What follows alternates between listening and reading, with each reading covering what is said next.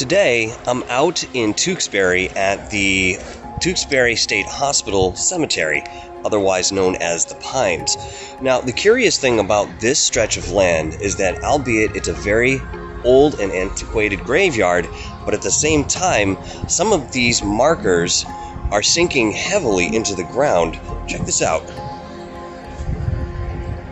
I'm literally walking over them as they're marked with these small pink flags to indicate where they are. I mean, if you're not paying attention, you're going to trip.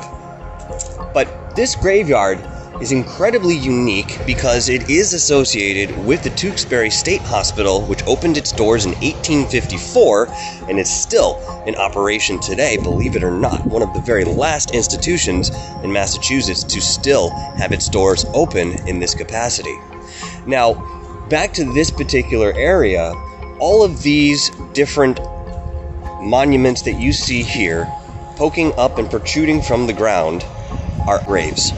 There are 15,000 people buried within these woods that died either of tuberculosis, polio, some other sickness, violence, neglect, and a whole host of other experimentations that were going on as a normalcy back in the days when this was in operation to its fullest capacity.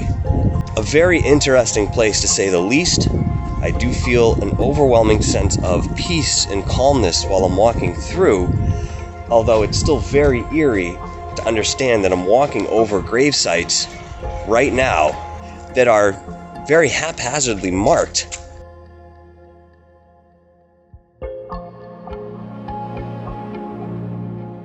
It was common practice many years ago that if a family member or friend did not claim your body and you had died in an institution, you would be left up to the responsibility of the institution to discard of your remains. Now, while some institutions have taken certain liberties, this particular area was dedicated to those nameless who had died in the asylum and had no friends or family to come and vouch for them. Just to give you a proper scope of what we're looking at here, every single one of those little medallions and pink flags indicate where somebody is buried.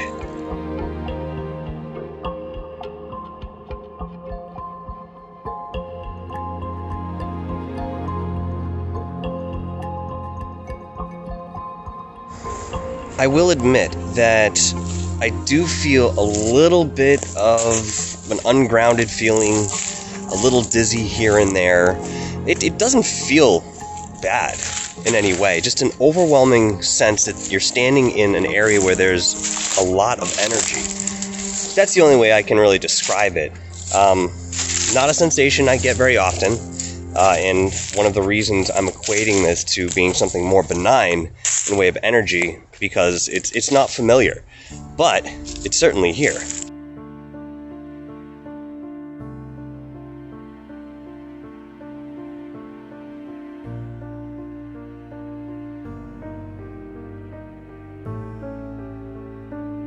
I'm absolutely overwhelmed by the number of medallions that are unmarked graves here in the cemetery. Absolutely overwhelmed. Every inch you step, there is a medallion. And of course, the indication is that there is a physical body underneath the soil, which of course doesn't make it more settling. This is really interesting. I've never been to a place quite like this. And again, it's unbelievable to know that these graves are unnamed people. And within certain records, we know that institutions have some issues holding on to those. Most times, we may never know exactly who was buried here.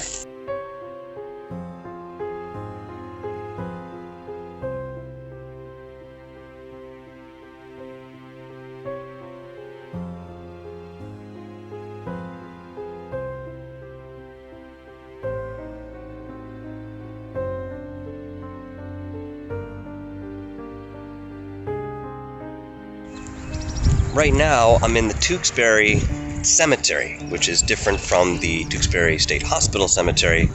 And the reason I'm here today is because it's been reported that an apparition of a wisped white dressed lady has been seen roaming the grounds late at night and sometimes during the day. In addition to that, there's reports of a leathery, yellow-green skinned creature that prowls the grounds. This is very interesting and honestly sounds to me like a watcher spirit. I don't know why they'd manifest in such a hideous way unless it's to continue that guardianship in way of fear, keeping people out. But again, I pose the same question I've asked many times before. Why do we need a watcher in a cemetery? Why do we need a watcher spirit in certain places and in others they don't seem to be very apparent?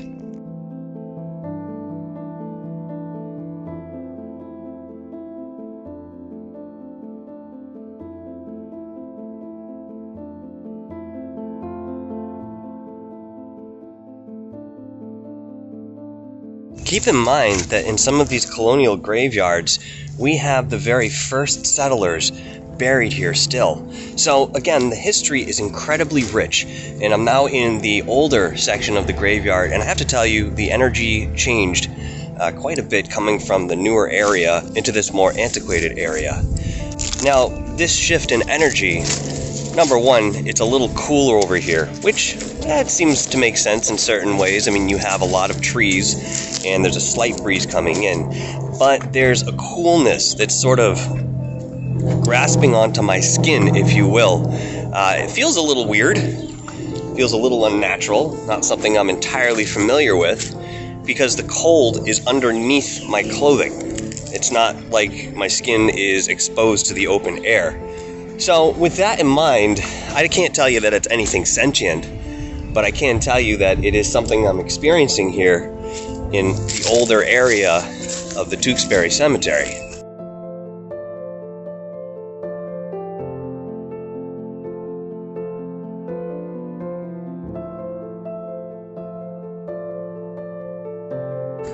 Just a quick thought that I've had in my mind for quite some time and never really visited. This is that a lot of these monuments are incredibly phallic in their design. I mean, could this be reminiscent of our understanding of certain sacred geometry, the energies that make up the yin and the yang, as we've seen in our architecture from modern day and civilizations long past? What is the purpose? Why wouldn't this be something more feminine in way of construct and geometry, rather than the masculinity still staying here with us, rather than the masculinity?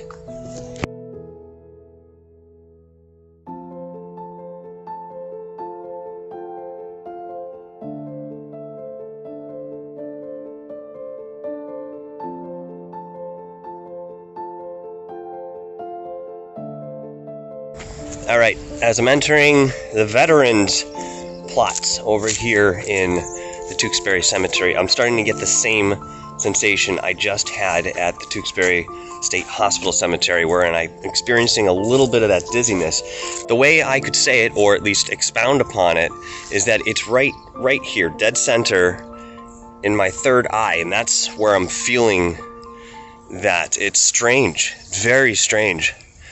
Not terribly disorienting, but enough to take notice.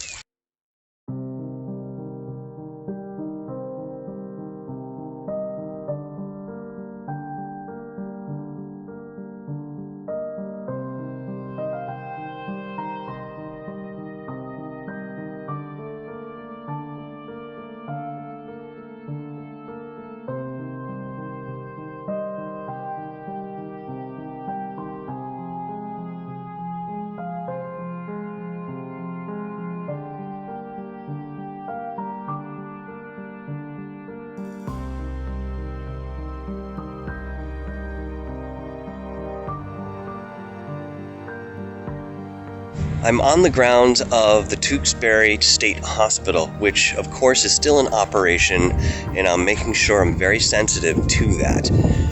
This place, it's not necessarily the hospital itself that is drenched in this dark history.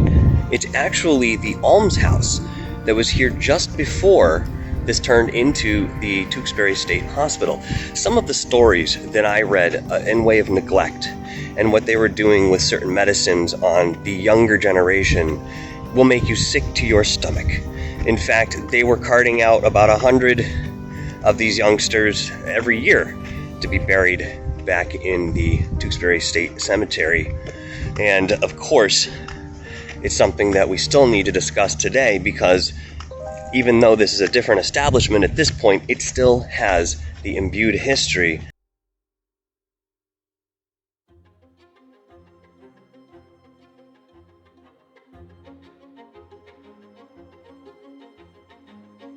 Ever wonder if there were underground tunnels here? This might be some proof of that. We know that many institutions had underground tunnels in order to transport patients, transport bodies, materials, goods, medicine, and many of them have been caved in to keep people out.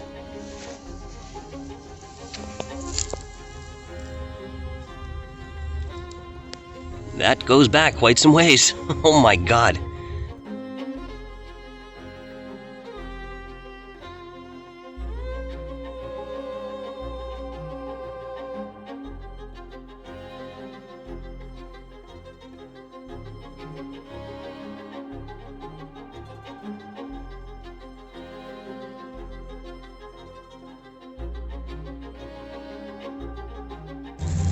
Some very interesting stone rings around here.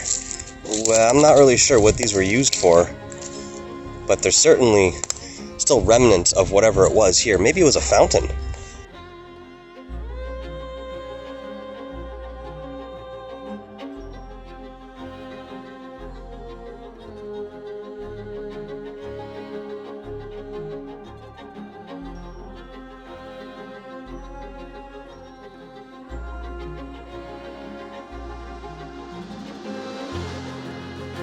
This tree was probably around when they opened the doors to this institution back in the mid-1800s.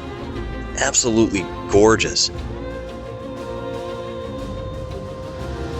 I was quite thrilled to be able to explore the extent of the campus, because many institutions that still have residents or patients do not allow you to film on site. Very recently, I decided to take a trek up to the Worcester State Hospital, and within 10 minutes of filming, I was approached by a security guard who indicated that not only could I not film any longer, and that he'd have to review all of the footage I had taken, but that I was also violating HIPAA laws.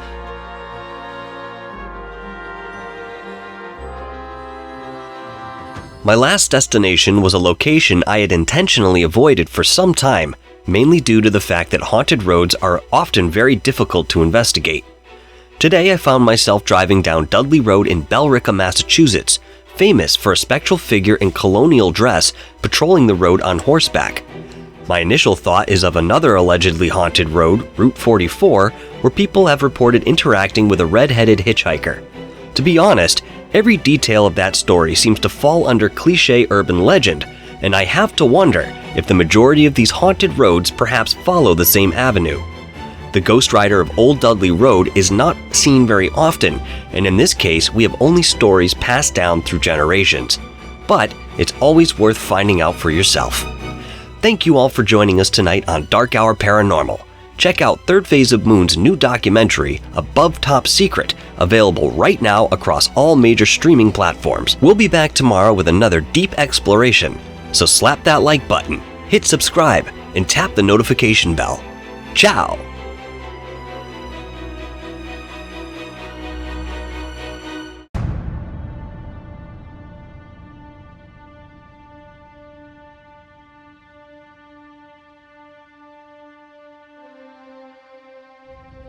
Here. And they've got them. They're all in here. They said that they're. I've got all three of them. Oh yeah, you do. Whew. You can feel it, can't you? Oh yeah. Jesus, man! Yeah. You start collapsing reality, and you start denying this reality. It leads to problems, unless you're going to leave this reality altogether. You know, that first year, I was having people calling me at all hours of day and night, just people who hadn't even seen it or heard about it, you know, and related it to the Mothman phenomena that, what's going to happen in Chicago? Do you have any idea? Whenever I go out on these excursions to film these episodes for you guys, 90% of the time I'm by myself. It's 100% real. It is the most incredible thing. I don't like the way this feels. Holy crap. All right, here we go. I wonder if Corbell still takes his karate. If there's going to be witnesses with something like that from the ground, if there's no survivors, that's something that very dangerous. But I think they do it in Phoenix. We had the 1997 Phoenix Lights, where at 8:15 this huge craft flew over the city, and tens of thousands of people saw it. This place is imbued with energy. It's thick, it's heavy, it's sad, it's fearful, it's angry. It's all here.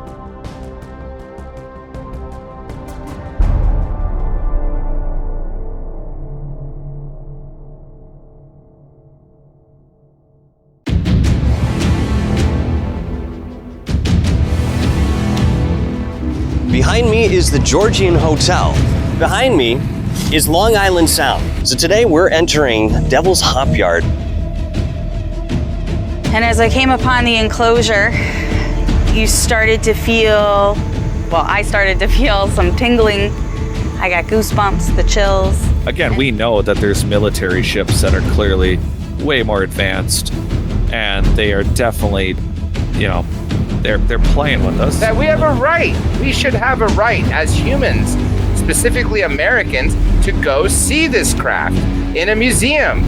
So if it's not the Roswell that we're looking at, well, what about what crashed in 2008? This is the idea, right? This is the idea. Hidden in plain sight. Yeah, doesn't look like any quartz run that I've ever seen. Is there no significance to what happened in the past? What's going on here? Well, I mean, they certainly ought to bring this up, and we have the military involved. It's almost a false flag invasion.